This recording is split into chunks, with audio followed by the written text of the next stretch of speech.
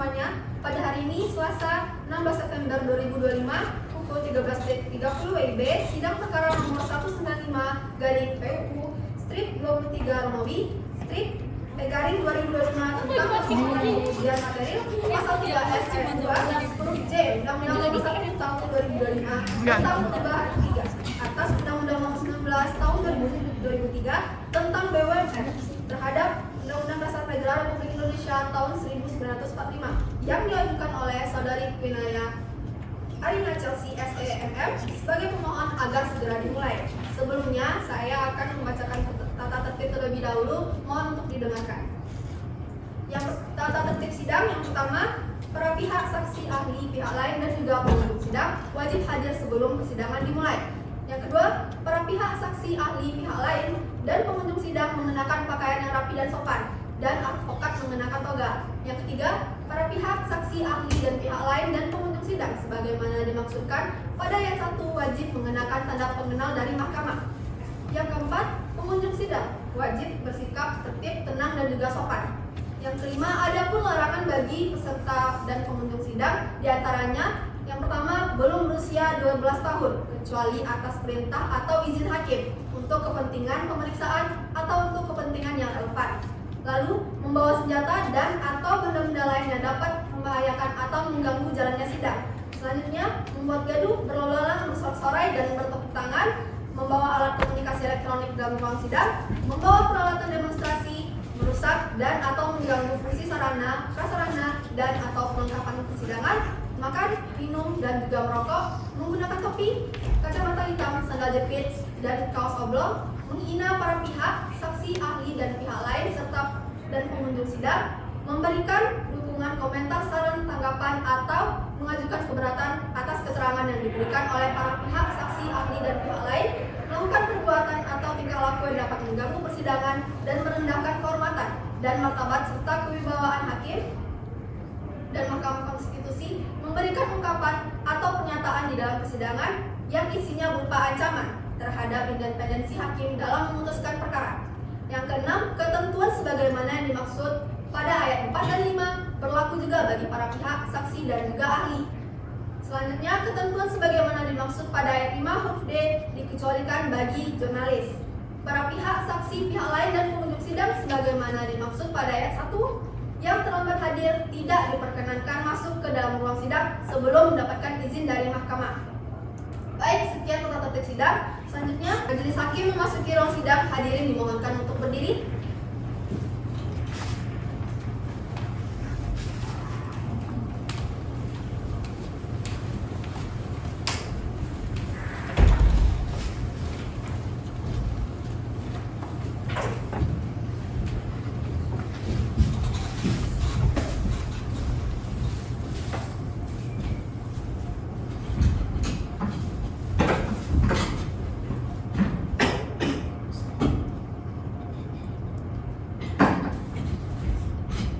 Baik, hadirin dipersilakan untuk duduk kembali.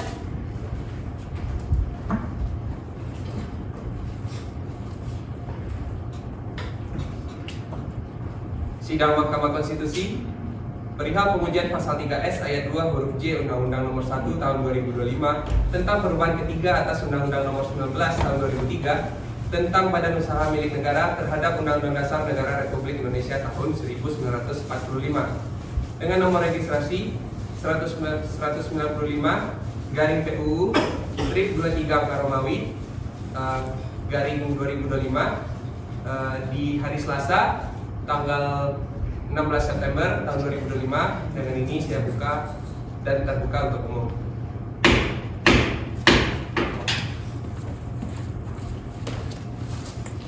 Oke, baik. Acara sidang kita kali ini adalah sidang pemeriksaan pendahuluan. Untuk pemohon, silakan memperkenalkan dirinya terlebih dahulu. Baik, terima kasih yang mulia. Assalamualaikum warahmatullahi wabarakatuh. Selamat pagi dan salam sejahtera. Perkenalkan, nama saya Quinaya Chelsea sebagai pemohon prinsipal. Saat ini saya juga didampingi oleh kuasa hukum saya yang mulia. Oke, baik. Jadi didampingi oleh kuasa hukum. Silakan kuasa hukumnya untuk memperkenalkan diri.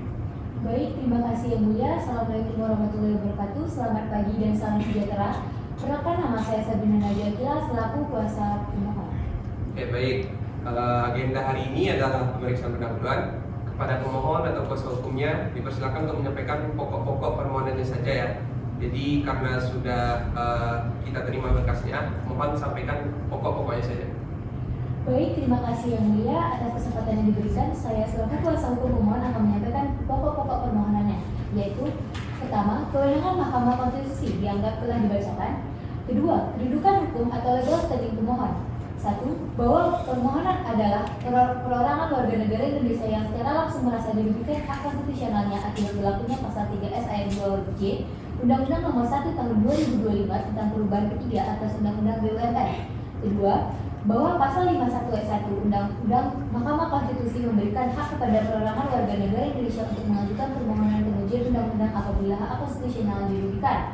Ketiga, bahwa berdasarkan putusan Mahkamah Konstitusi nomor 006-PUU-3/2005, kerugian konstitusional harus memenuhi 5 unsur. Yang pertama, adanya hak konstitusional yang dijamin Undang-Undang Dasar 1945. Yang kedua, hak itu dirugikan oleh norma yang diuji.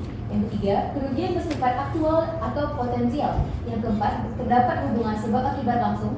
Kelima, serta kerugian dapat dihapuskan jika permohonan dikabulkan. Keempat, bahwa pemohon adalah pejabat publik yang menjabat sebagai anggota pelaksana Badan Pengelola Investasi atau BPI berdasarkan keputusan Presiden sehingga pemohon adalah adresat langsung dari norma yang diuji. Kelima, bahwa Undang-Undang Dasar 1945 menjamin hak atas kepastian hukum yang adil. Pasal 28D ayat 1, persamaan di hadapan hukum, pasal 27 ayat 1, serta prinsip negara hukum, pasal 1 ayat 3, yang semuanya berpotensi dirugikan dengan berlakunya pasal quo. Keenam, bahwa bentuk kerugian konstitusional yang mungkin atau sudah timbul adalah: satu, hilangnya kepastian hukum yang adil karena frasa norma kabur. Kedua, perlakuan diskriminatif dibanding pejabat lain. Ketiga, potensi penyalahgunaan kewenangan presiden. Keempat, hilangnya independensi dan profesionalitas pemohon. Kelima, serta ketidakpastian masa jabatan yang berpengaruh pada kehidupan pemohon. Ketujuh, bahwa kerugian ini bersifat spesifik karena menyasar langsung jabatan pemohon sebagai anggota pelaksana BPI. Kedelapan, bahwa kerugian ini juga bersifat aktual dan potensial karena sejak undang-undang berlaku, ketidakpastian sudah melekat dan sewaktu-waktu dapat digunakan untuk pemberhentian pemohon tanpa alasan objektif. 9. Bahwa terdapat hubungan sebab akibat langsung antara ketidakjelasan norma alasan lain yang dinilai tepat oleh Presiden dengan ancaman kerugian konstitusional pemohon. 10. Apabila Mahkamah Konstitusi mengabulkan permohonan, baik dengan menyatakan pasal inkonstitusional maupun memberikan penafsiran konstitusional bersyarat, maka kerugian konstitusional pemohon dapat dihapuskan. 11. Bahwa berdasarkan seluruh uraian di atas, pemohon memenuhi syarat legal standing untuk mengajukan pengujian material terhadap pasal 3S ayat 2 huruf J Undang-Undang Nomor 1 Tahun 2025 tentang perubahan ketiga atas Undang-Undang Nomor 19 Tahun 2003 tentang BUMN. Ketiga, alasan permohonan material. 1. Legal standing pemohon. Pemohon memiliki hak konstitusional yang dirugikan oleh pasal 3S ayat 2 huruf J Undang-Undang Nomor 1 Tahun 2025 yang memberikan kewenangan subjektif kepada Presiden untuk memberhentikan anggota pelaksana BPI tanpa batasan yang jelas. 2. Isi pasal yang dipermasalahkan pasal 3S ayat 2 huruf J mengatur pemberhentian anggota pelaksana BPI dengan alasan yang tidak jelas, yaitu alasan yang dinilai tepat oleh Presiden yang dapat disalahgunakan karena kaburnya norma tersebut.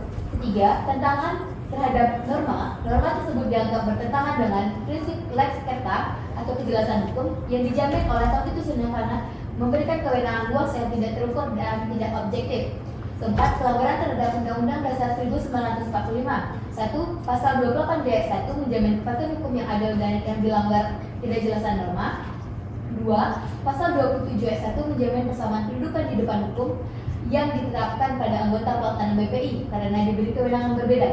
Ketiga, pasal 1 ayat 3 menyatakan Indonesia adalah negara hukum yang jelas mengharuskan kewenangan Presiden dibatasi oleh norma yang jelas. Kelima, kerugian konstitusional pemohon. 1. Hilangnya kepastian hukum, kesetaraan dan potensi penyalahgunaan kekuasaan oleh Presiden. Kedua, tergerusnya independensi anggota pelaksana BPI sebagai lembaga yang harusnya bebas dari intervensi publik. 6.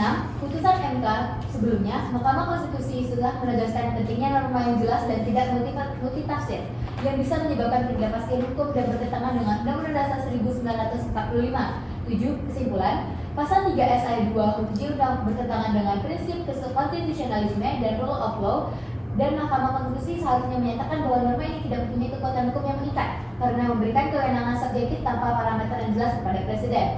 Keempat, petitum. Berdasarkan alasan-alasan yang telah diuraikan di atas dan bukti-bukti terlampir, maka para pemohon memohonkan kepada Majelis Hakim Konstitusi yang terhormat pada Mahkamah Konstitusi Republik Indonesia untuk memeriksa dan memutus uji material sebagai berikut. 1. Menerima dan mengabulkan seluruh permohonan pengujian undang-undang yang diajukan para pemohon.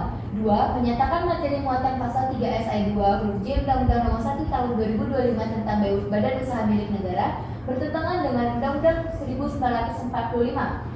3. Menyatakan materi muatan pasal 3S ayat 2 huruf J Undang-Undang Nomor 1 Tahun 2025 tentang Badan Usaha Milik Negara tidak mempunyai kekuatan hukum yang mengikat. 4. Memerintahkan kepada membuat keputusan ini dapat dalam berita negara Republik Indonesia sebagaimana mestinya.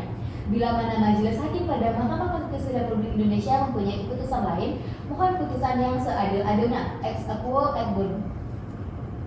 Oke, baik. Terima kasih kuasa hukum pemohon. Kuasa hukum atau pemohon prinsipal ini baru pertama kali ya beracara di MK? Untuk kuasa hukum ataupun pemohon prinsipal ini baru yang pertama kali yang boleh. Oke, ya baik. Sesuai dengan pasal 39 ayat 2 Undang-Undang MK dan Peraturan MK Nomor 2 Tahun 2021 tentang tata cara dalam beracara perkara di pengujian undang-undang di MK, majelis wajib memberikan penasihatan dan nanti dapat dijadikan pertimbangan bagi pemohon dan kuasanya untuk apabila dapat dijadikan pertimbangan nanti pada masa perbaikannya, sehingga pada penyerahan perbaikan nanti dapat dijadikan bahan untuk penyempurnaan ya. Jadi mohon diperhatikan. Baik, Yang Mulia. Oke.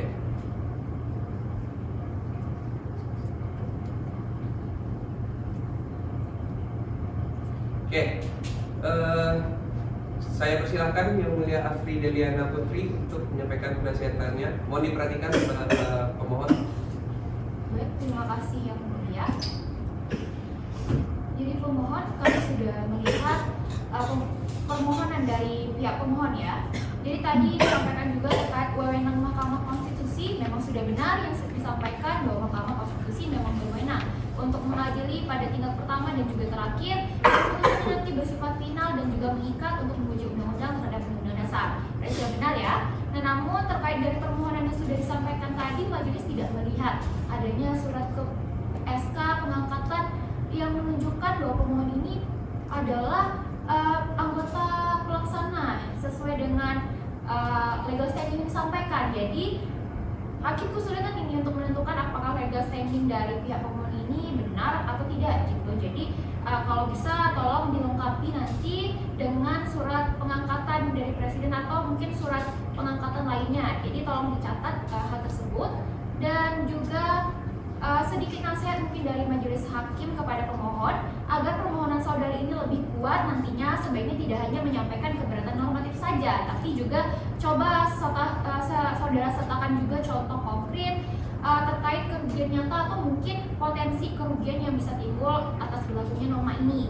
Jadi cukup jelas nanti permohonan saudara dan permohonannya nanti bisa jelas, fokus, dan juga sesuai dengan syarat formil dan material yang sesuai dengan pasal 51 ayat 1 Undang-Undang Mahkamah Konstitusi. Bagaimana pemohon? Dapat dipahami hal tersebut? Dapat dipahami, Yang Mulia. Baik, terima kasih. Cukup Yang Mulia? Oke, baik. Terima kasih Yang Mulia Afri. Selanjutnya saya persilahkan Yang Mulia Resya untuk menyampaikan penasihatannya. Baik, terima kasih Hakim Ketua. Saudara pemohon, perlu majelis sampaikan bahwa dalam permohonan saudara terdapat perbedaan redaksi antara uraian dalam legal standing dan petitumnya. Dalam uraian legal standing, saudara membuka kemungkinan agar pasal yang diuji dinyatakan tidak mempunyai kekuatan hukum mengikat atau sekurang-kurangnya mahkamah memberikan penafsiran konstitusional bersyarat. Namun dalam petitum, saudara tegas hanya memohon agar pasal tersebut dinyatakan bertentangan dengan Undang-Undang Dasar 1945 dan tidak mempunyai kekuatan hukum mengikat. Ketidakkonsistenan ini berpotensi melemahkan struktur permohonan saudara. Legal standing sebaiknya hanya menjelaskan kedudukan hukum dan kerugian konstitusional pemohon, bukan merumuskan bentuk putusan yang dimohonkan. Kami mencermati bagian petitum saudara dan menurut mahkamah rumusannya masih belum begitu tegas. Saudara hanya menyebut agar pasal APO dinyatakan bertentangan dengan Undang-Undang Dasar 1945 dan tidak memiliki kekuatan hukum mengikat. Nah, itu maksudnya bagaimana ya? Apakah saudara meminta pasal tersebut dibatalkan secara keseluruhan sehingga tidak berlaku sama sekali? Atau saudara sebenarnya hanya meminta mahkamah memberikan penafsiran tertentu agar pasal itu masih bisa tetap berlaku, tapi sesuai dengan konstitusi? Ini perlu diperjelas ya. Kenapa kami tekankan soal ini? Karena kalau petitum tidak jelas dan kabur, mahkamah bisa salah memahami kehendak pemohon. Padahal keputusan mahkamah sifatnya final dan mengikat, sehingga kami perlu memastikan sejak awal permohonannya jelas dan konsisten dengan posita. Jadi kami memberikan nasihat supaya bagian petitum diperbaiki, dirumuskan dengan lebih rinci, tegas, dan selaras dengan uraian kerugian konstitusional yang sudah saudara sampaikan. Waktu perbaikan maksimal 14 hari kerja sejak hari ini dan disampaikan ke kepanitraan mahkamah. Kalau perbaikan tidak dilakukan atau perbaikan masih tetap kabur, maka permohon saudara bisa dianggap tidak memenuhi syarat formil dan mahkamah tidak dapat masuk pada pokok perkara. Bagaimana pemohon? Apakah bisa dimengerti? Bisa dimengerti. Baik, Oke, baik, terima kasih Yang Mulia Resya. Demikian yang pemohon nasihat dari Yang Mulia Raffi dan Yang Mulia Resya. Cukup ya? Apa perlu kami ulangi lagi? Sudah cukup Yang Mulia, semuanya sudah sangat jelas, masukan yang sangat berharga dan akan segera kami lengkapi Yang Mulia. Oke, cukup ya. Jadi tanggal sidang pertamanya hari ini Selasa 16 September tahun 2025. Nanti perbaikannya baik hard copy, start soft copy diterima mahkamah paling lambat itu pukul 14.30 waktu Indonesia Barat hari Senin tanggal 23 September tahun 2025. Ini paling lambat ya pemohon. Jika lebih cepat silahkan saja disampaikan ke kepanitraan. Oke, baik, sidang selanjutnya akan dilaksanakan 14 hari setelah sidang hari ini, yaitu hari Selasa tanggal 30 September tahun 2025. Baik, jika tidak ada lagi, sidang hari ini selesai dan dinyatakan ditunda. Sidang perkara nomor 195 garing PUU strip 23 angka Romawi garing 2025 pada hari Selasa tanggal 23 September 2025 saya nyatakan dibuka dan terbuka untuk umum. Assalamualaikum warahmatullahi wabarakatuh. Selamat siang, salam sejahtera untuk kita semua. Acara sidang kita kali ini adalah perbaikan permohonan. Untuk pemohon, silahkan memperkenalkan diri terlebih dahulu. Baik, terima kasih Yang Mulia. Assalamualaikum warahmatullahi wabarakatuh. Selamat pagi dan salam sejahtera. Perkenalkan, nama saya Kinaya Arina Chelsea selaku pemohon prinsipal dan saya juga didampingi oleh kuasa hukum saya Yang Mulia. Oke, silahkan pada kuasa pemohon untuk memperkenalkan dirinya juga. Baik, terima kasih Yang Mulia. Assalamualaikum warahmatullahi wabarakatuh. Selamat pagi dan salam sejahtera. Perkenalkan, nama saya Sabrina Najakila selaku kuasa hukum pemohon prinsipal. Oke, terima kasih. Sekarang sesuai dengan nasihat kita yang sebelumnya, agenda persidangan hari ini adalah perbaikan permohonan. Untuk pemohon, perbaikan apa saja yang sudah dilakukan, silakan sampaikan ke kami. Siap Majelis Hakim yang Mulia, dalam melakukan perbaikan permohonan, kami mengacu kepada nasihat-nasihat yang disampaikan Majelis Hakim pada sidang sebelumnya. Perubahan yang dilakukan dalam perbaikan permohonan sebagai berikut. 1. Bahwa untuk menguatkan terkait legal standing pemohon, Majelis memberi nasihat agar pemohon menampilkan bukti SK pengangkatan pemohon oleh Presiden Republik Indonesia sebagai anggota pelaksana Badan Pengelola Investasi atau BPI. Maka itu dalam perbaikan permohonan ini telah pemohon sertai SK tersebut. Kedua, bahwa terkait dengan nasihat dari Majelis Hakim terkait dengan perlunya menambahkan kerugian material yang mungkin akan ditimbulkan jika norma ini berlaku, sudah pemohon tambahkan di dalam perbaikan permohonan. Yang ketiga, bahwa untuk petitum yang mana pada permohonan sebelumnya terdapat tidak konsistenan apa yang diminta oleh pemohon terhadap norma ini, pemohon dalam perbaikan permohonan meminta kepada majelis agar norma yang dijadikan sebagai objek permohonan ini untuk dinyatakan dihapus. Oke, sepertinya terkait nasihat yang kami sampaikan pada sidang sebelumnya sudah ditambahkan ya pemohon. Cukup ya atau ada yang mau ditambahkan lagi? Sudah cukup ya, Mulia. Ya, cukup. Karena tidak ada lagi yang mau ditambahkan, permohonannya disahkan ya. Terima kasih. Dengan demikian perbaikan permohonan sudah kami terima dan nanti kami akan menyampaikan permohonan ini di rapat permusyawaratan hakim. Nanti rapat permusyawaratan hakim lah yang akan menentukan permohonan ini akan dibawa ke pleno atau diputus ke pleno. Nanti perkembangannya akan diberitahu oleh mahkamah kepada pemohon. Mohon bersabar karena ini membutuhkan beberapa waktu. Pemohon ada yang mau disampaikan lagi? Sudah cukup yang mulia. Ya, baik, cukup ya. Kalau cukup, dengan demikian sidang untuk perbaikan permohonan dalam perkara nomor 195 PUU strip 23 Romawi garing 2025 dinyatakan selesai. Sidang ditunda.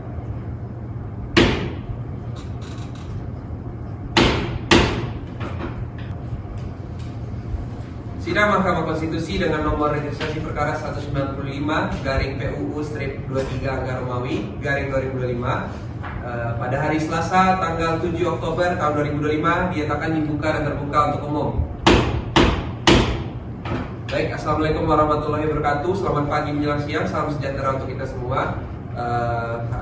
Sidang kali ini adalah dilanjutkan dengan mendengarkan keterangan DPR, keterangan pemerintah, lalu dilanjutkan dengan keterangan ahli DPR dan keterangan ahli pemerintah serta ahli hukum dari pemohon. Untuk pihak DPR, pertama-tama silakan untuk memperkenalkan diri terlebih dahulu.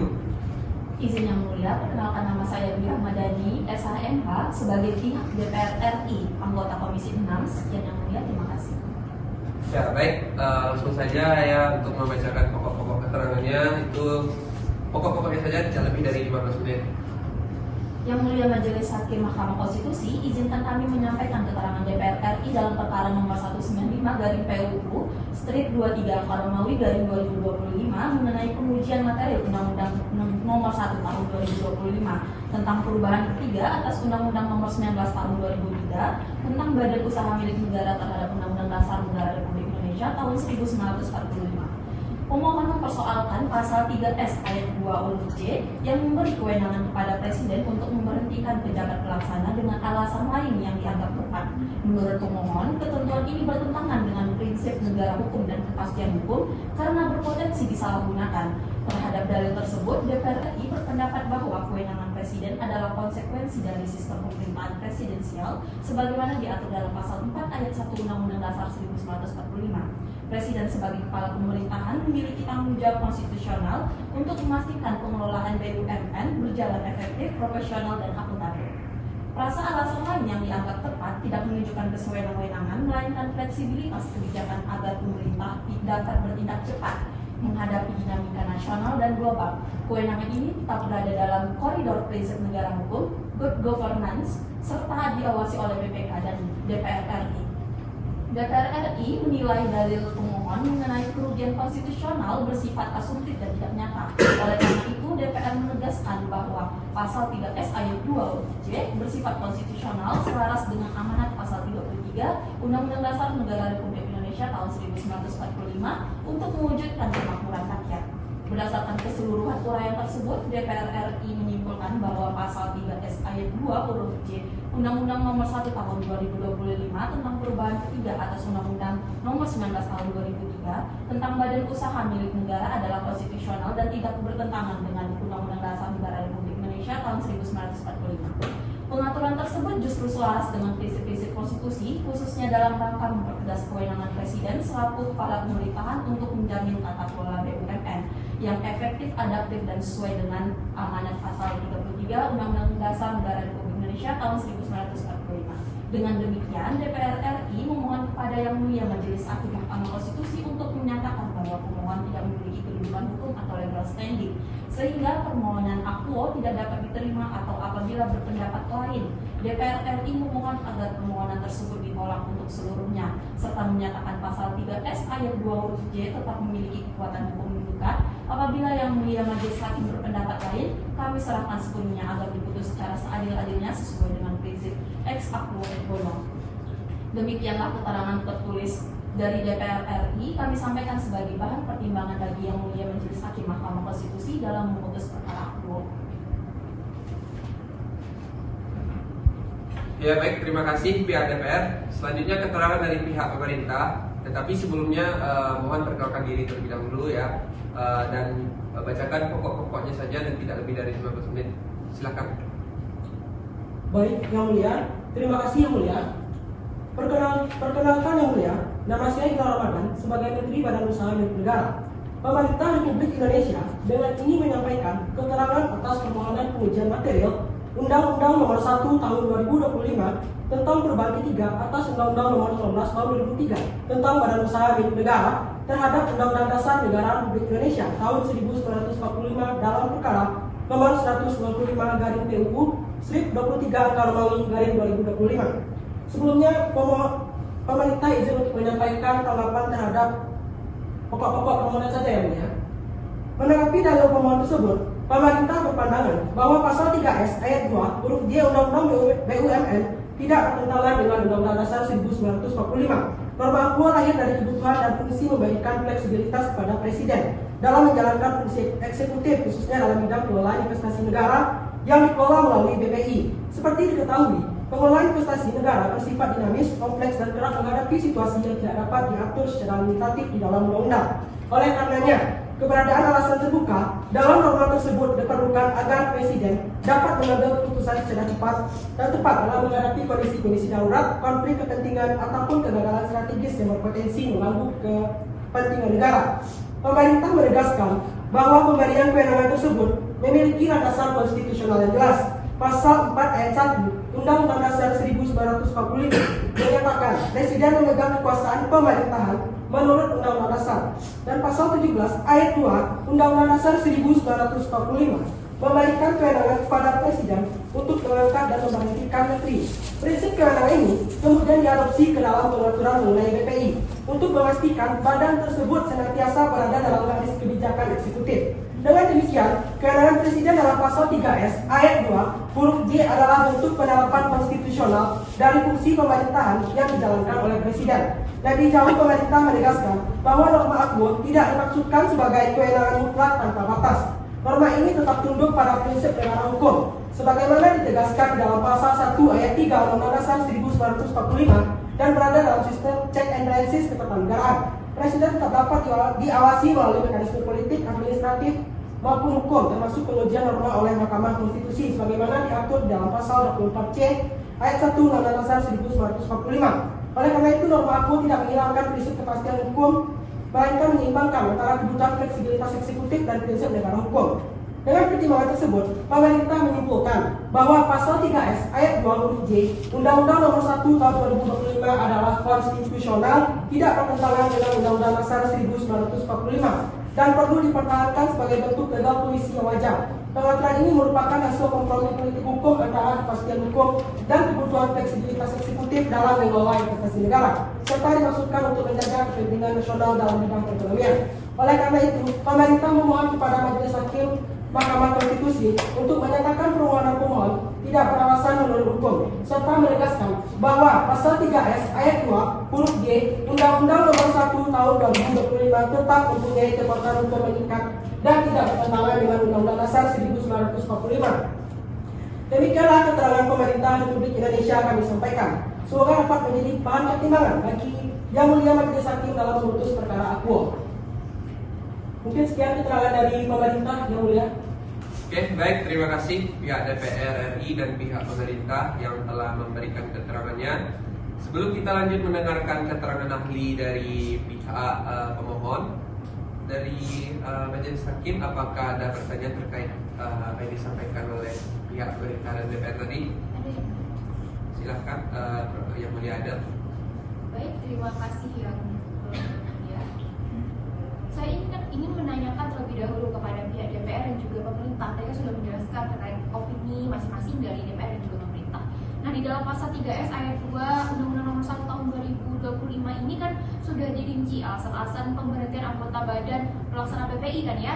Nah, namun masih ada frasa terbuka yaitu alasan lain dinilai tepat oleh Presiden. Nah, menurut saudara DPR dan juga pemerintah, bagaimana memastikan bahwa frasa ini tidak menjadi pintu masuk penyalahgunaan wewenang oleh Presiden gitu? Itu saja sih dari saya. Izin Yang Mulia, frasa itu tidak bisa ditafsirkan sebagai kewenangan mutlak Presiden. Ia dimaksudkan untuk menghadapi situasi darurat yang tidak mungkin diatur secara limitatif, misalnya kegagalan strategis, investasi atau konflik kepentingan serius. Keputusan Presiden tetap diawasi melalui mekanisme audit BPK, pengawasan oleh DPR RI, serta prinsip tata kelola yang baik. Sekian yang mulia. Yang mulia, pemerintah sependapat frasa terbuka ini adalah bentuk fleksibilitas kebijakan yang dibutuhkan dalam mengelola investasi negara. Tetapi kewenangan itu tidak absolut karena tetap tunduk pada prinsip negara hukum, azas-azas umum pemerintahan yang baik, serta mekanisme check and balances ketatanegaraan. Cukup ya. Apa ada majelis yang ingin memberikan tanggapan tadi? Silakan Yang Mulia Resya untuk memberikan tanggapan. Terima kasih Yang Mulia Ketua. Saya ada pertanyaan kepada kedua pihak.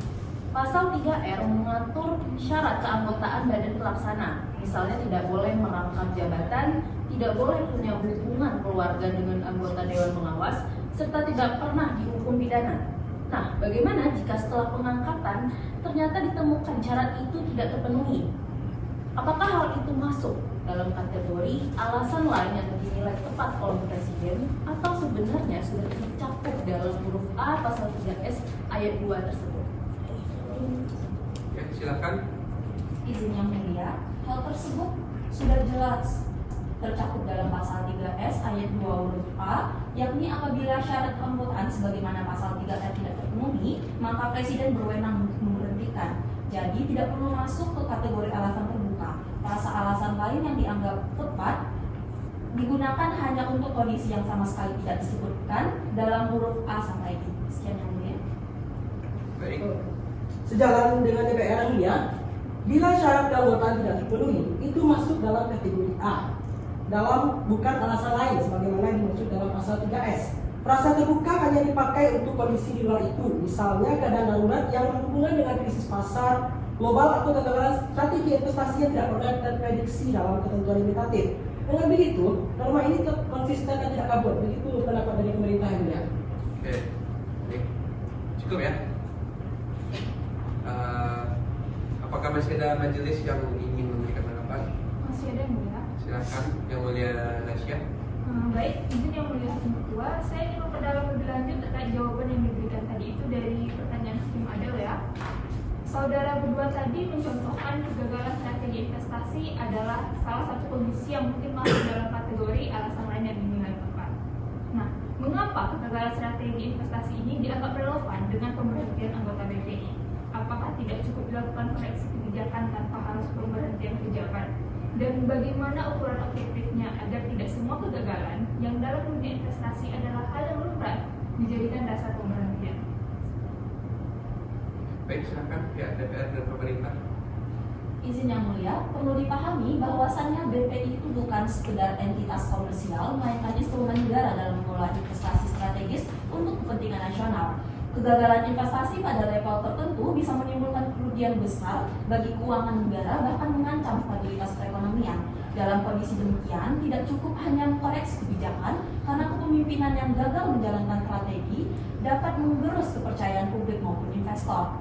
Nah, maka Presiden sebagai pemegang kekuasaan pemerintahan menurut pasal 4 ayat 1 Undang-Undang Dasar Negara Republik Indonesia tahun 1945 diberi ruang diskresi untuk segera mengganti anggota pelaksana agar tidak terjadinya stagnasi. Namun tentu saja tidak semua kegagalan investasi otomatis jadi alasan pemberhentian. DPR menekankan bahwa kegagalan yang dimaksud adalah kegagalan fundamental yang berdampak langsung pada keberlangsungan BPI dan kepentingan negara. Sekian Yang Mulia. Baik, Yang Mulia, mungkin pemerintah hanya ingin menambahkan sedikit dari penjelasan yang telah disampaikan oleh DPR. Dalam praktik investasi, risiko selalu ada dan tidak semua kegagalan berarti pelaksana harus diberhentikan. Tetapi ada situasi tertentu di mana kegagalan itu bukan sekedar risiko normal, melainkan akibat kesalahan manajerial atau pengabaian daripada prinsip kehati-hatian. Misalnya, keputusan investasi yang tidak sesuai dengan kontrak manajemen atau ketidakmampuan membaca kondisi pasar global, sehingga menimbulkan kerugian yang besar, seharusnya bisa diantisipasi. Dalam situasi itu, perubahan kepemimpinan menjadi penting untuk menjaga kredibilitas BPI di mata investor dan di mata internasional. Itulah mengapa Presiden diberikan ruang untuk bertindak cepat melalui penerapan daripada pasal 3S ayat 2 huruf J. Mungkin sekian penjelasan dari keterangan dari pemerintah ini ya. Baik. Terima kasih. Apakah cukup majelis? Izin yang mulia, baik tadi jawaban dari saudara, tetapi bagaimana saudara menjamin bahwa ukuran kegagalan fundamental itu jelas dan tidak sekedar persepsi presiden? Bukankah itu yang dikhawatirkan oleh pemohon bahwa norma terbuka ini multitafsir? Silakan. Izin yang mulia, ukuran itu tidak dapat ditarik dari kontak manajemen yang menjadi dasar hubungan kerja anggota pelaksana dengan negara. Nah, bila kegagalan tersebut terbukti merupakan pelanggaran terhadap target dan indikator dalam kontrak tersebut, maka ada dasar objektif untuk pemberhentian. Selain itu, kriteria kegagalan juga bisa dilihat dari tata kelola internal BPI, rekomendasi Dewan Pengawas, dan hasil audit lembaga independen seperti Badan BPK. Jadi, bukan hanya persepsi presiden, melainkan kombinasi bukti objektif yang menjustifikasi penggunaan kewenangan diskresi. Sekian yang mulia. Baik, kemudian pemerintah kembali sejalan dengan pendapat dari DPR atau dari keterangan dari DPR. Pemerintah menegaskan bahwa pasal 3S ayat 2 dia tidak dimaksudkan sebagai cek kosong. Justru kontrak manajemen, pengawasan Dewan Pengawas, dan audit BPK adalah parameter yang bisa dijadikan acuan objektif. Dengan demikian, meski presiden memiliki ruang diskresi, ruang itu tetap diikat oleh data, informasi, dan pengawasan. Mungkin sekian keterangan dari pemerintah yang mulia. Oke, baik, demikian. Apakah masih ada pertanyaan dari majelis? Ada yang mulia. Baik, silahkan yang mulia Ani. Terima kasih yang mulia. Saya ingin meminta penjelasan dari pihak DPR dan pemerintah mengenai tafsir frasa alasan lain yang dinilai tepat oleh Presiden dalam kaitannya dengan prinsip independensi dan profesionalisme anggota Badan Pelaksana BPI. Pemohon mendalilkan bahwa frasa terbuka ini mengikis independensi anggota BPI, membuat mereka terasa terancam diberhentikan tanpa alasan objektif, yang pada akhirnya dapat mengganggu profesionalisme mereka dalam mengelola investasi negara. Jika BPI dihadapkan pada situasi yang memerlukan pengambilan keputusan berani namun berisiko sesuai dengan prinsip investasi, bagaimana kedua pihak menjamin bahwa Presiden tidak akan menggunakan frasa terbuka ini untuk memberhentikan anggota BPI hanya karena kebijakan yang diambil tidak populer secara politik, meskipun secara profesional sudah tepat dan akuntabel, sehingga mengancam profesionalisme dan independensi pada BPI. Baik, silakan dijawab. Izin yang mulia, DPR RI berpandangan bahwa kekhawatiran mengenai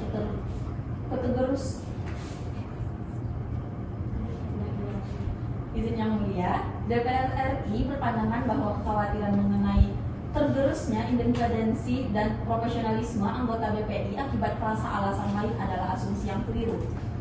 Profesionalisme dan independensi BPI tetap terjamin karena keputusan pemberhentian Presiden tidak dapat berdiri sendiri. Sebagaimana telah kami jelaskan, penggunaan diskresi oleh Presiden untuk memberhentikan anggota BPI dalam kasus alasan lain harus didasarkan pada bukti objektif yang ditarik dari parameter terukur.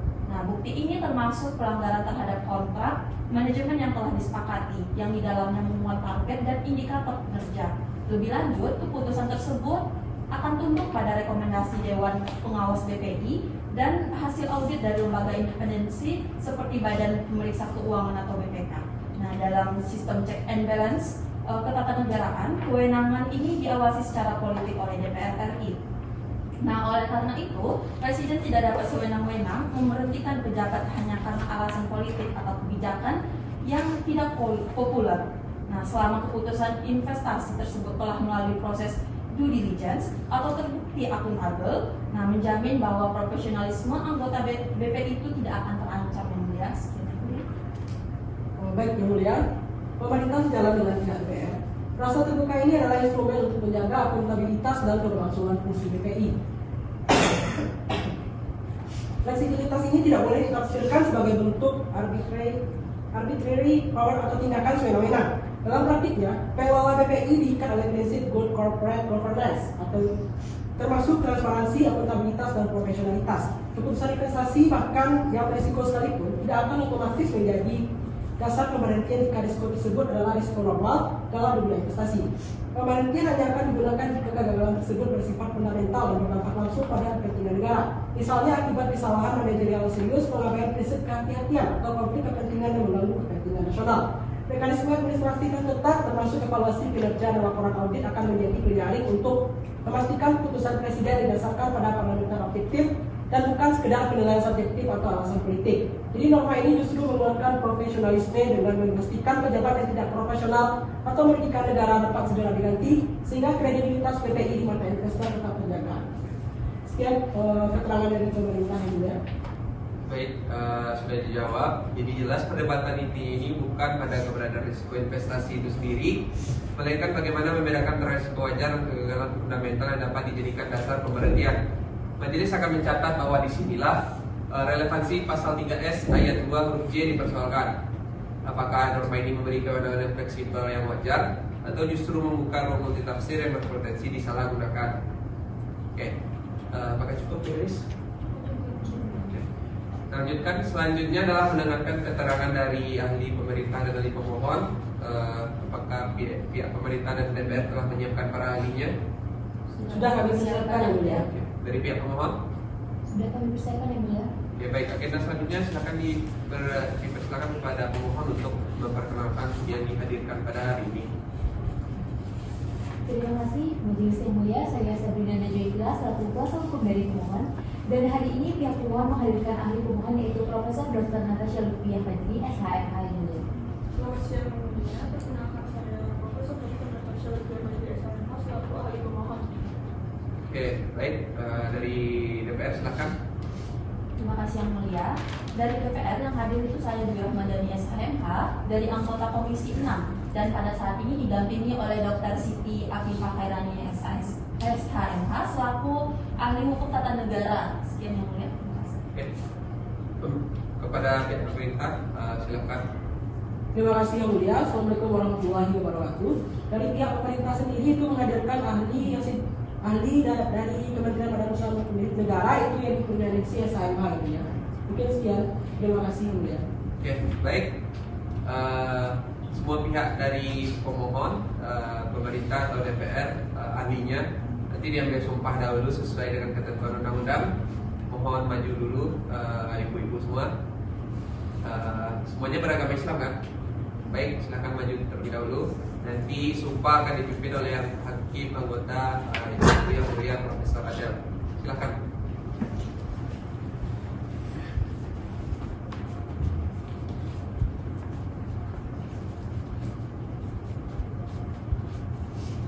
Baik, para ahli sudah di depan semuanya ya. Jadi nanti tolong ikuti kata saya ya. Baik, petugas silakan. Wallahi saya bersumpah. Wallahi saya bersumpah. Saya akan menerangkan dengan sebenarnya. Saya akan menerangkan dengan sebenarnya Dan tiada lain dari apa pada yang sebenarnya. dan tiada lain dari apa yang sebenarnya. Baik, selesai. Sudah yang mulia. Oke, baik, terima kasih. Tugas sidang silakan kembali dan para ahli silakan kembali ke tempat.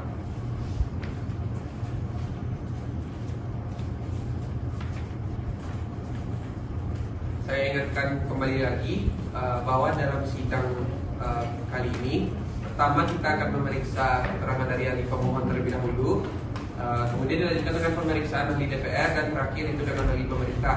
Pada ahli pemohon persilahkan untuk menyampaikan keterangan saudara. Itu mohon itu paling lama 10 menit ya. Silakan.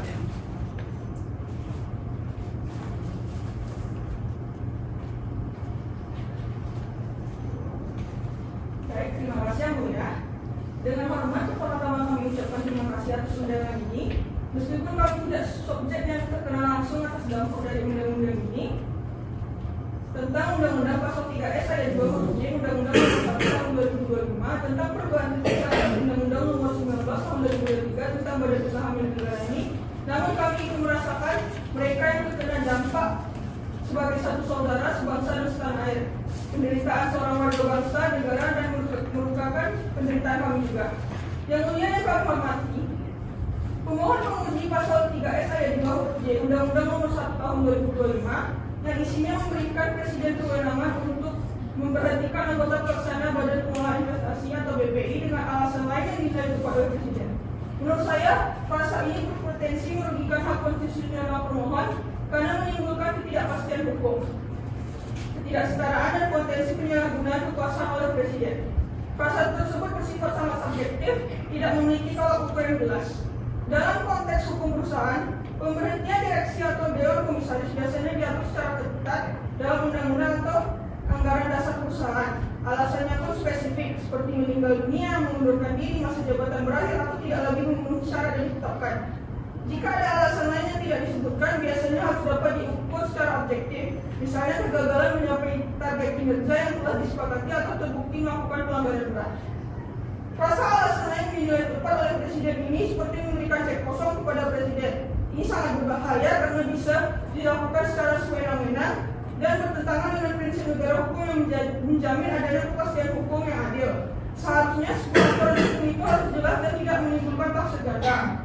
Tidak jelas ini dapat mengkikis independensi anggota DPI karena mereka akan selalu merasa terancam diberhentikan tanpa alasan yang objektif. Hal ini dapat mengganggu profesionalisme mereka dalam menjalankan tugas untuk mengelola investasi negara. Singkatnya, aturan yang tidak jelas akan menghasilkan keputusan yang tidak adil dan berpotensi melanggar hak-hak dasar yang dijamin oleh Undang-Undang Dasar 1945, seperti hak atas kepastian hukum, persamaan di hadapan hukum dan prinsip negara hukum. Saya rasa demikian pendapat saya dari Yang Mulia. Terima kasih atas kesempatannya. Oke, baik, terima kasih di pemohon. Silahkan kembali ke tempat. Selanjutnya di DPR, silahkan untuk menyampaikan keterangannya dengan sistematika yang sama, itu tidak lebih dari 10 menit. Baik, Yang Mulia.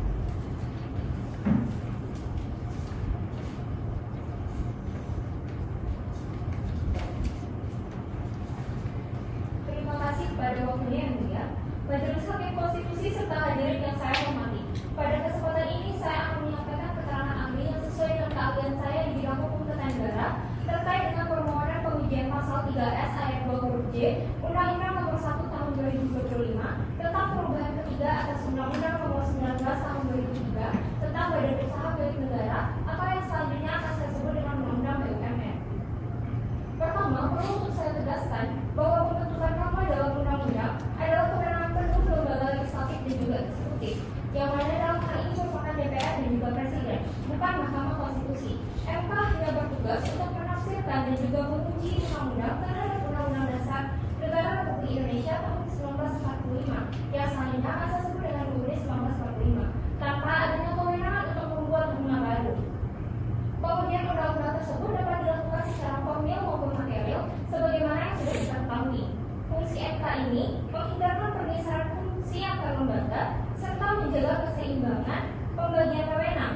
Oleh sebab itu, pasal, ayat, atau bagian tertentu dari undang-undang yang diuji akan tetap tercantum dalam undang-undang meskipun dinyatakan inkonstitusional dan kehilangan kekuatan hukum yang mengikat sampai dengan DPR dan juga Presiden melakukan revisi atau perubahan. Sehingga MK juga sering disebut sebagai legislator negatif. Sebagai legislator negatif, MK hanya sebatas membatalkan, membiarkan berlaku, atau memberikan tafsir terhadap peraturan yang ditetapkan oleh DPR dan juga Presiden. Putusan MK juga bersifat final dan mengikat, baik untuk keputusan menghapus atau menegaskan kembali norma yang dianggap bertentangan tersebut. Jika keputusan MK ialah membatalkan, maka kewenangan untuk kembali menyusun norma tersebut tetap berada di tangan DPR dan juga Presiden. Berbicara mengenai pasal 3 ayat 2 huruf J Undang-Undang BUMN sebagaimana yang saat sekarang ini sedang diuji, pasal ini merupakan konsep penegak polisi atau kebijakan hukum terbuka, yang mana pasal ini akan memberikan keleluasan kepada Presiden untuk menentukan alasan lain yang dianggap tepat oleh Presiden dalam ruang pengelolaan BUMN tentunya, meskipun tanpa adanya batasan yang secara rinci diatur di dalam undang-undang.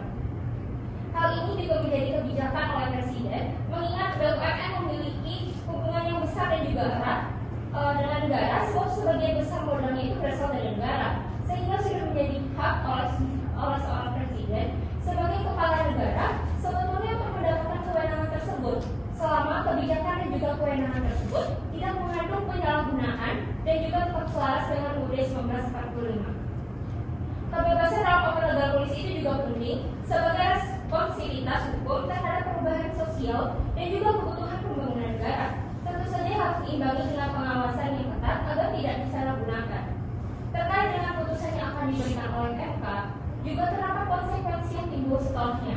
Salah satunya ialah pertimbangan bagi DPR dan juga Presiden untuk merumuskan norma baru. dan perlu untuk dipahami, keputusan MK yang menyatakan mengabulkan permohonan pengujian undang-undang tidak secara langsung menghapus pasal, ayat atau bagian tertentu dalam undang-undang tersebut, namun ia sudah kehilangan kekuatan hukum yang mengikat sehingga tidak dapat lagi digunakan di dalam prosesnya sampai dengan DPR dan juga Presiden melakukan perubahannya secara resmi.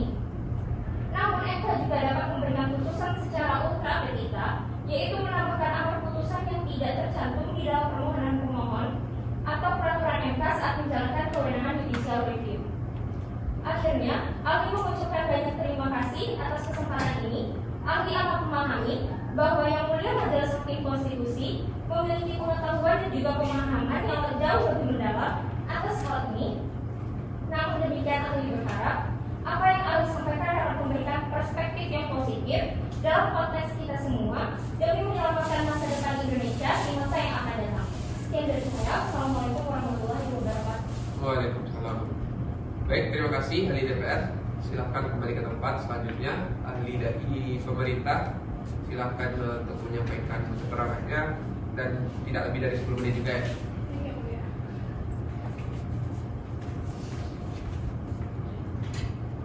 Baik Yang Mulia, Majelis Hakim yang saya hormati, izinkan saya untuk memberikan keterangan dari ahli pemerintah sebagai ahli Kementerian BUMN terkait pengujian terhadap Undang-Undang Nomor 1 Tahun 2025 tentang BUMN, Pasal 3S Ayat 2 huruf J, perasa alasan lain dinilai tetap oleh Presiden.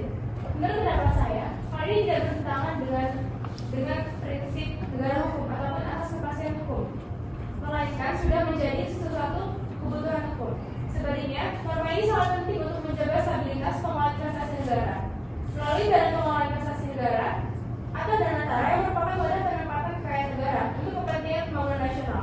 BUMN dan BPI bukan sekedar badan usaha, namun juga instrumen negara dalam mengelola kekayaan publik. Karena itu, Presiden perlu memiliki kewenangan yang cukup untuk memberhentikan anggota BPI apabila tidak sejalan dengan kepentingan negara. Dalam praktiknya, pengelolaan investasi negara sangat dinamis. Ada kalanya muncul krisis, penyalahgunaan kewenangan ataupun kebijakan yang tidak sesuai. Bila rasa pemberhentian dibatasi atau terlalu sempit, maka Presiden akan sulit untuk bertindak cepat untuk melindungi kepentingan negara. Oleh karena itu, perasa alasan lain yang dilakukan oleh Presiden merupakan bentuk diskresi yang sah dan diperlukan agar Presiden dapat menyesuaikan tindakan dengan kondisi yang ada di lapangan. Kewenangan Presiden ini tidak bersifat absolut. Keputusan Presiden tetap dapat diawasi oleh DPR maupun masyarakat dan bahkan diperiksa melalui mekanisme peradilan bila dianggap menyimpang. Dengan demikian, norma ini tetap berada dalam kerangka check and balance sebagaimana prinsip konstitusi kita. Selain itu, norma ini justru memperkuat tata kelola perusahaan yang baik atau good corporate governance agar BUMN dan BPI dikelola secara profesional, transparan, dan akuntabel. Dengan adanya fleksibilitas ini, Presiden dapat memastikan bahwa pengelolaan kekayaan negara selalu sejalan dengan amanat Undang-Undang Dasar 1945 sebagaimana tertuang dalam pasal 33 ayat 3 demi kemakmuran masyarakat Indonesia. Sebagai kesimpulan, norma alasan lain yang dinilai tepat oleh Presiden tidak bertentangan dengan Undang-Undang Dasar Negara Republik Indonesia tahun 1945. Norma ini justru memberikan fleksibilitas hukum yang diperlukan untuk menjaga stabilitas dan efektivitas pengelolaan kekayaan negara. Dengan demikian, norma tersebut menjadi instrumen penting dalam mewujudkan tata kelola BUMN dan BPI yang profesional, akuntabel, dan selaras dengan amanat konstitusi demi kemakmuran rakyat Indonesia. Saya rasa sekian keterangan yang saya sampaikan. Semoga dapat menjadi pertimbangan dari Majelis Hakim. Sekian, terima kasih. Wassalamualaikum warahmatullahi wabarakatuh. Baik, terima kasih. Silakan kembali ke tempat. Majelis, apakah ada tanggapan? Izin Ketua, Silakan. Ibunya Rizka. saya ingin mengajukan pertanyaan kepada ahli DPR. Baik, saudari ahli merupakan Sebentar deh. Kalau misalnya mau nanya, ahli DPR itu balik lagi ke sana. Dia tanya jawab, makanya tadi aku bilang gitu. izin Ketua, saya ingin mengajukan pertanyaan kepada ahli DPR. Baik, saudara ahli, saudara merupakan ahli di bidang hukum tata negara ya? Benar, ya. Di sini saya ingin mempertanyakan dalam konteks pengujian pasal ini, apa pertimbangan hukum tata negara ataupun pertimbangan dari saudara yang menilai tidak adanya keberpihakan atau tidak adanya risiko penyalahgunaan wewenang dalam putusan alasan oleh Presiden. Sekian. Baik, silakan dijawab. Baik Yang Mulia, terima kasih atas kesempatannya. Pertimbangan hukum tata negara yang menilai tidak adanya keberpihakan atau risiko penyalahgunaan wewenang oleh Presiden dalam alasan lain yang dinilai tepat didasarkan pada prinsip bahwa kewenangan tersebut merupakan bentuk diskresi yang terukur dan juga tetap terkendali dalam peraturan negara hukum. Diskresi Presiden ini dijalankan dengan mekanisme pengawasan yang berlapis, baik itu secara internal melalui Dewan Pengawas dan juga tata kelola BUMN, maupun secara eksternal oleh BPK dan juga DPR, sebagaimana yang tadi sebelumnya juga sudah dijelaskan oleh pihak DPR RI, yaitu Saudari Dwi. Selain itu juga harus didasarkan pada parameter objektif seperti adanya hasil audit, rekomendasi, dan juga evaluasi kinerja. Selain itu, kewenangan tersebut juga memiliki landasan konstitusional dalam pasal 4 ayat 1 dan juga pasal 17 ayat 2 Undang-Undang Dasar 1945 sebagai bagian dari fungsi pemerintahan yang sah, sehingga klausul tersebut tidak menimbulkan risiko penyalahgunaan kekuasaan, melainkan menjamin fleksibilitas, kebijakan yang akuntabel demi efektivitas pengelolaan BUMN dan juga BPI dalam kerangka prinsip good governance. Sekian Yang Mulia. Maka cukup Yang Mulia. Oke, baik, silakan ahli DPR kembali ke tempat. Terima kasih Yang Mulia. Bagaimana jadi apakah cukup? Oke. Dari pihak DPR, pemerintah maupun pemohon, apakah ada yang ingin mengajukan pertanyaan? Ada Yang Mulia. Baik, silakan. Ingin mengajukan pertanyaan ke siapa? Saya izin mengajukan pertanyaan kepada ahli pemerintah Yang Mulia. Baik, silakan ahli pemerintah untuk mengambil tempat. Silakan kepada pemohon untuk memberikan pertanyaannya. Baik, terima kasih Yang Mulia. Saya izin bertanya kepada saudari ahli pemerintah. Tadi Anda dalam keterangan yang Anda sampaikan menyebutkan bahwa norma terbuka atau open norm dalam pasal 3S ayat 2 huruf J Undang-Undang BUMN merupakan teknik perundang-undangan yang sah dan diperlukan untuk memberikan fleksibilitas kepada Presiden dalam menghadapi situasi yang tidak dapat diprediksi. Pertanyaan saya, bukankah dalam praktik good corporate governance dan hukum perusahaan, fleksibilitas semacam ini justru akan menciptakan ketidakpastian hukum yang mana dapat merugikan profesional dan calon investor karena tidak ada jaminan bahwa pemberhentian akan didasarkan pada alasan yang objektif. Pertanyaan saya yang kedua, Anda juga menyatakan bahwa kewenangan Presiden ini tidak bersifat absolut karena tetap berada dalam mekanisme checks and balances. Bagaimana mekanisme pengawasan oleh DPR atau kontrol masyarakat sipil dapat berfungsi secara efektif ketika undang-undang itu sendiri tidak menyediakan parameter yang jelas sebagai dasar pengawasan? Mungkin sekian pertanyaan dari saya. Silakan. Oke, cukup ya. Silakan dijawab ahli pemerintah. Baik, terima kasih yang mulia Ketua Majelis Hakim dan terima kasih juga atas pertanyaannya dari pemohon. Menanggapi pertanyaan pertama dari pemohon mengenai kekhawatiran bahwa nama terbuka dalam pasal 3S ayat 2 huruf J akan menciptakan ketidakpastian hukum dan merugikan bagi investor. Justru menurut saya fasilitas yang diberikan kepada Presiden tidak menghilangkan prinsip good corporate governance karena prinsip transparansi, akuntabilitas, tanggung jawab, independensi dan kewajaran tetap menjadi pedoman utama dalam menjalankan usaha BUMN. Pemberhentian anggota pelaksana tidak berdasarkan penilaian subjektif Presiden, melainkan juga melalui administrasi yang ketat seperti evaluasi kinerja, laporan audit, bahkan masukan dari Kementerian BUMN. Jadi meskipun nama ini bersifat terbuka, keputusan tetap objektif, menjaga stabilitas lembaga dan melindungi kepercayaan investor.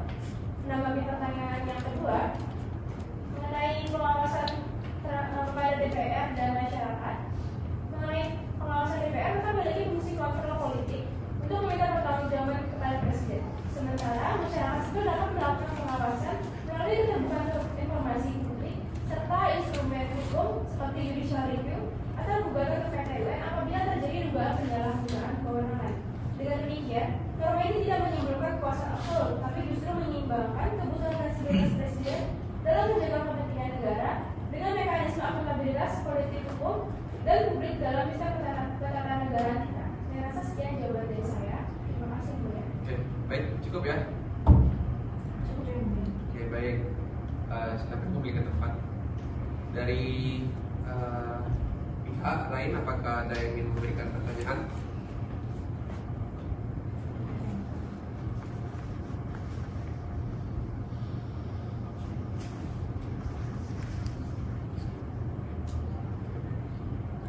baik jika tidak ada lagi pertanyaan, maka sidang selanjutnya dilanjutkan dengan putusan.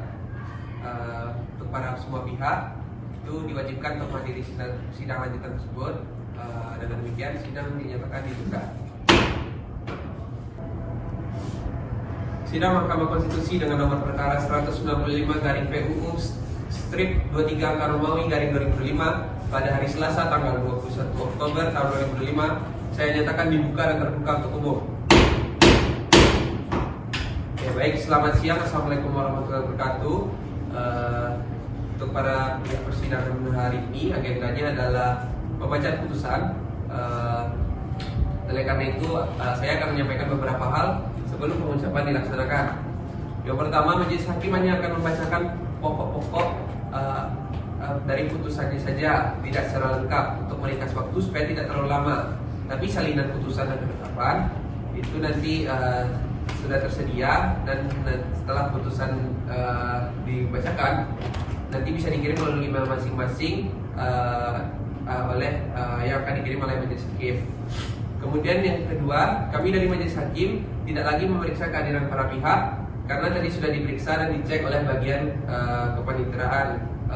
Kemudian yang terakhir, selama pengucapan putusan atau ketetapan, siapapun tidak boleh menyela atau mengajukan interupsi karena kesempatan pengucapan karena kesempatan para hakim untuk menyampaikan pernyataan dan pendapatnya, sehingga tidak elok dan tidak etis kalau kemudian dilakukan interupsi atau disela.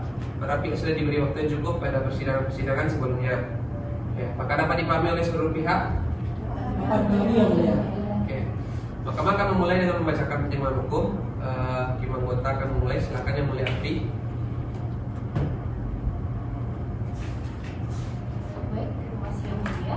Menimbang bahwa Mahkamah berwenang mengadili permohonan aku berdasarkan pasal 24C ayat 1 Undang-Undang Dasar 1945 pada pasal 10 ayat 1 huruf A Undang-Undang MK serta pasal 29 ayat 1 Undang-Undang Pasal Kehakiman.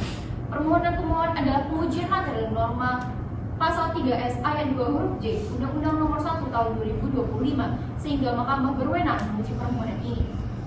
Menimbang pemohon adalah warga negara Indonesia berprofesi sebagai anggota pelaksana BPI Danantara yang mengajukan permohonan karena merasa dirugikan oleh berlakunya pasal 3S ayat 2 J Undang-Undang Nomor 1 Tahun 2025. Mahkamah menilai pemohon memiliki kedudukan hukum untuk mengajukan permohonan. Baik, terima kasih Yang Mulia. Selanjutnya Mahkamah akan mempertimbangkan pokok dari permohonan yang diajukan. Itu akan disampaikan oleh hakim anggota Yang Mulia Resya. Silakan. Menimbang pemohon mendalilkan pasal 3S ayat 2 huruf J Undang-Undang Nomor 1 Tahun 2025 bertentangan dengan pasal 1 ayat 3, pasal 27 ayat 1 dan pasal 28D ayat 1 Undang-Undang 1945 karena memberikan kewenangan penuh kepada Presiden dalam pemberhentian anggota pelaksana BPI Danantara tanpa batasan jumlah. Baik, akan saya lanjutkan. Mahkamah menilai semua orang berhak mendapatkan kepastian hukum sebagaimana diatur dalam pasal 1 ayat 3 Undang-Undang Dasar tahun 1945. Norma pasal 3S ayat 2 huruf J Undang-Undang Nomor 1 tahun 2025 memberi kewenangan penuh kepada Presiden dalam melakukan pemberhentian anggota pelaksana BPI. Ini melanggar prinsip kepastian hukum karena tidak memberikan pembatasan yang jelas atas pemberhentian tersebut. Selanjutnya akan dilakukan oleh hakim anggota. Silakan Yang Mulia Afri. Kemudian Mahkamah mencatat para pemohon berpendapat bahwa ketentuan tersebut memberikan kewenangan yang sangat luas kepada Presiden untuk memberhentikan anggota pelaksana BPI Danantara tanpa parameter yang jelas. Hal ini kemudian membuka peluang penyalahgunaan wewenang atau abuse of power serta bertentangan dengan prinsip negara hukum. Para pemohon juga mengajukan batu uji berupa pasal 28D ayat 1 Undang-Undang Dasar 1945 yang menjamin hak atas kepastian hukum yang adil.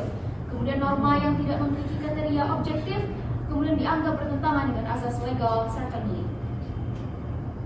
Baik, silakan lanjutkan Yang Mulia Resya. Berdasarkan pertimbangan tersebut, Mahkamah berpendapat norma pasal 3S ayat 2 huruf J Undang-Undang Nomor 1 Tahun 2025 bertentangan dengan Undang-Undang Dasar 1945. Dalam konteks perlindungan hak konstitusional, Mahkamah menegaskan bahwa pembatasan terhadap jabatan publik harus diatur secara tegas, terukur, dan dapat diuji. Ketidakjelasan norma justru berpotensi menimbulkan ketidakpastian hukum bagi pejabat publik yang diberhentikan. Oke, baik, terima kasih. Baik, berdasarkan pertimbangan hukum yang telah dibacakan, Mahkamah Konstitusi memutuskan amar putusan mengadili, mengabulkan permohonan permohon untuk seluruhnya. Terhadap putusan ini terdapat perbedaan pendapat dari Hakim Mahkamah Konstitusi, yaitu Yang Mulia Dr. M. Afdan Mafazah SHMH, yang telah dimuat secara lengkap dalam putusan ini. Demikian diputus dalam rapat permusyawaratan hakim oleh 7 hakim konstitusi, yaitu Profesor Dr. Rifki Zulanda Ramel SHMH selaku Ketua Merangkap Anggota, Profesor Dr. Afri Deliana Putri SHLLM, Dr. Resya Humaira Firdaus SHMH, Dr. M. Afdan Mafazah SHMH, Dr. Nasya Azalia Putri SHMH, Dr. Mutiara Lila Fania Sunur SHMH, dan Dr. Miftahul Rizka Ilahi SHMH, masing-masing sebagai anggota pada hari Senin tanggal 20 Oktober tahun 2025 yang diucapkan dalam sidang pleno Mahkamah Konstitusi terbuka untuk umum pada hari Selasa tanggal 21 Oktober tahun 2025. Selesai diucapkan pada pukul 14.30 waktu Indonesia Barat oleh 7 orang hakim konstitusi, yaitu Profesor Dr. Rifki Zulanda Ramel SHMH selaku Ketua Merangkap Anggota, Profesor Dr. Afri Deliana Putri SHLLM, Dr. Resya Humaira Firdaus SHMH, Dr. M. Afdan Mafazah SHMH, Dr. Nasya Azalia Putri SHMH, Profesor Dr. Mutiara Lila Fania Sunur SHMH, dan Dr. Miftahul Rizka Ilahi SHMH, masing-masing sebagai anggota, dengan dibantu oleh Diva Cinta Ananda SH sebagai panitera pengganti, serta dihadiri oleh pemohon dan ahli pemohon, Dewan Perwakilan Rakyat dan ahli Dewan Perwakilan Rakyat, Presiden dan ahli dari pemerintah. Demikian putusan dalam perkara nomor 195/PUU/23/Romawi/2025. Putusan ini bersifat final dan mengikat. Dengan ini, sidang Mahkamah Konstitusi dinyatakan selesai dan ditutup.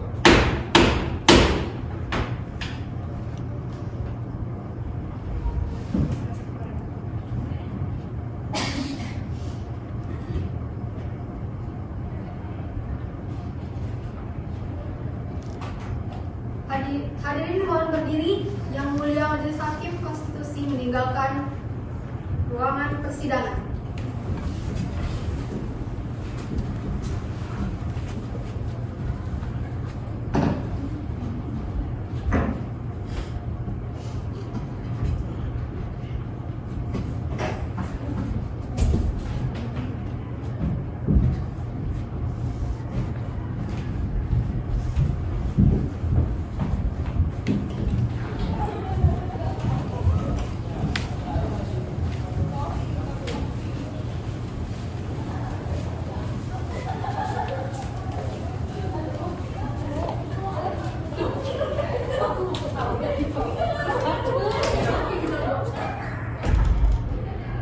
Hadirin silakan duduk kembali.